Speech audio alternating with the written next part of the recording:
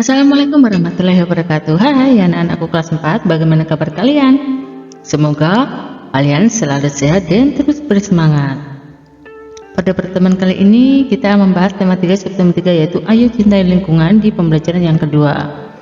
Sebelumnya mari kita berdoa sesuai dengan ajaran agama dan keyakinan kita masing-masing supaya mendapatkan ilmu yang bermanfaat.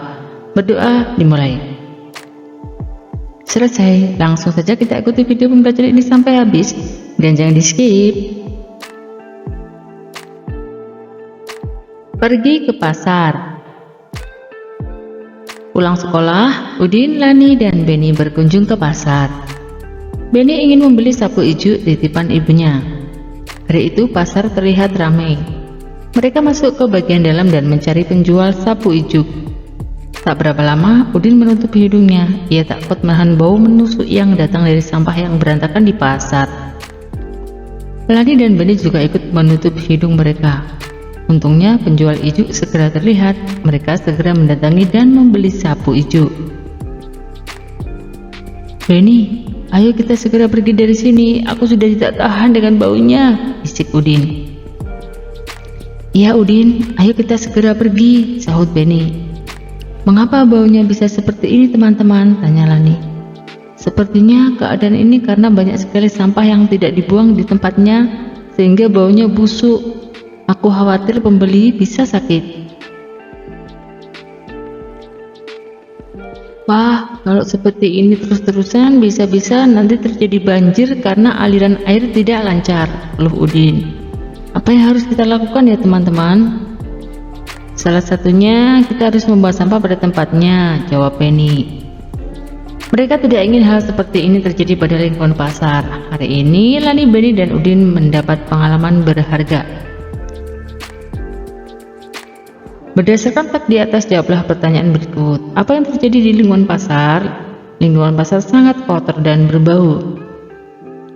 Mengapa pasar sangat bau? Jawabannya adalah banyak sampah yang tidak dibuang pada tempatnya sehingga busuk dan menimbulkan bau. Nomor 3, ketika sampah di pasar berserakan, apa akibatnya bagi lingkungan? Lingkungan pasar menjadi kurang sehat dan kotor dan berbau tidak sedap. Nomor 4, ketika sampah di pasar berserakan, apa akibat bagi orang-orang di pasar? Dapat mengakibatkan gangguan kesehatan dan gangguan lingkungan, terutama baunya yang tidak sedap. Nomor 5, menurutmu apakah Dayu, Beni, dan Udin saat di pasar sudah terambil haknya? Ya, mereka terganggu haknya untuk menikmati keadaan pasar yang sehat dan bersih. Hak apa yang didapat Dayu, Beni, dan Udin ketika di pasar? Hak akan lingkungan yang sehat dan bersih. Menurutmu, apakah orang-orang yang membuang sampah sembarangan sudah mengambil haknya, mengambil hak orang lain? Ya, dengan membuang sampah secara sembarangan mengakibatkan hilangnya hak orang lain untuk menikmati lingkungan yang bersih dan sehat. Bagaimana sebaiknya membuang sampah di pasar? Sebaiknya dibuang pada tempatnya dan yang telah disediakan oleh pasar. Bagaimana sikap cara positif dalam membuang sampah? Sebaiknya dibuang sampah pada tempatnya ya, jangan pada temannya. Nanti temannya nggak pada tempatnya ya, ikut-ikutan di situ temannya sampah. Apabila kita melihat sampah berserakan, segeralah dibersihkan. Nah, di sini ada peta pikiran ya, cara menjaga lingkungan. Nah, itu bisa dengan cara membersihkan halaman rumah setiap hari, membuang sampah pada tempatnya, menanam pohon di sekitar rumah, membersihkan selokan dari sampah, menggunakan barang-barang hasil industri yang ramah. Limbah diolah sebelum dibuang agar tidak mencemar lingkungan, membersihkan bak mandi seminggu 2 kali.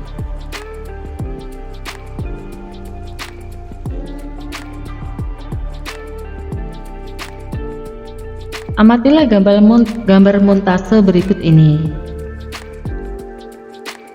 Bagaimana teknik membuat montase? Apa yang diperhatikan dalam membuat montase? Nah, montase itu apa anak-anak?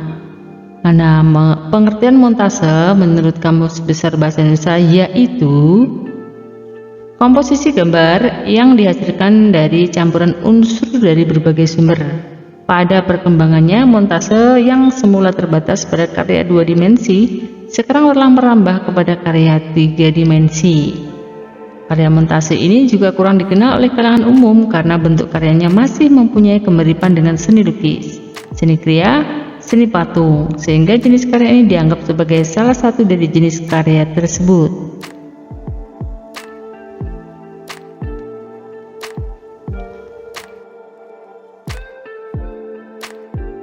Karya montase dihasilkan dari mengkomposisikan beberapa gambar yang sudah jadi dengan gambar yang sudah jadi lainnya ya, dipadukan ya, dari beberapa gambar dipadukan. Misalnya gambar rumah dari majalah dipotong, diambil gambar rumahnya, kemudian ditempel pada permukaan alas gambar. Lalu salah satu contoh gambar sederhana dari itu adalah contoh gambar sederhana.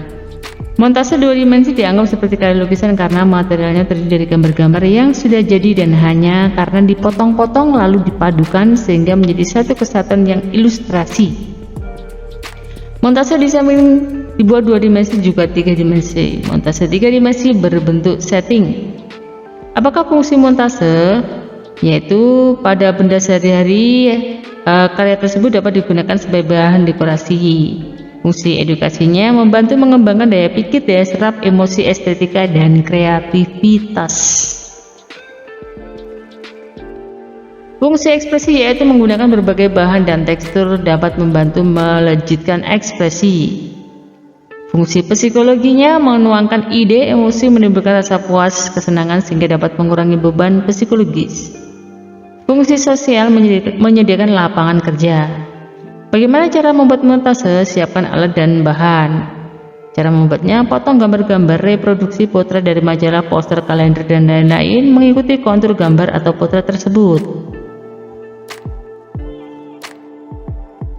Lalu susunlah hasil guntingan tadi berdasarkan kreasi masing-masing pada kertas gambar yang sudah disediakan. Karya montase dihasilkan dari gabungan beberapa gambar yang sudah jadi. Gambar-gambar tersebut dipadukan hingga menghasilkan satu gambar baru.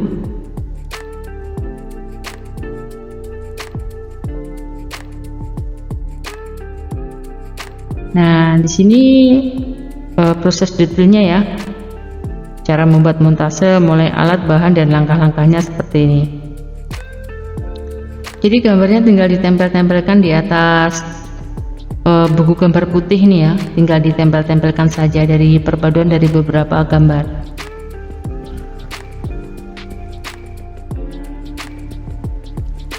Demikian tadi anak-anak pembahasan materi yang bisa Ibu sampaikan. Mohon maaf atas segala kesalahan dan kekurangan.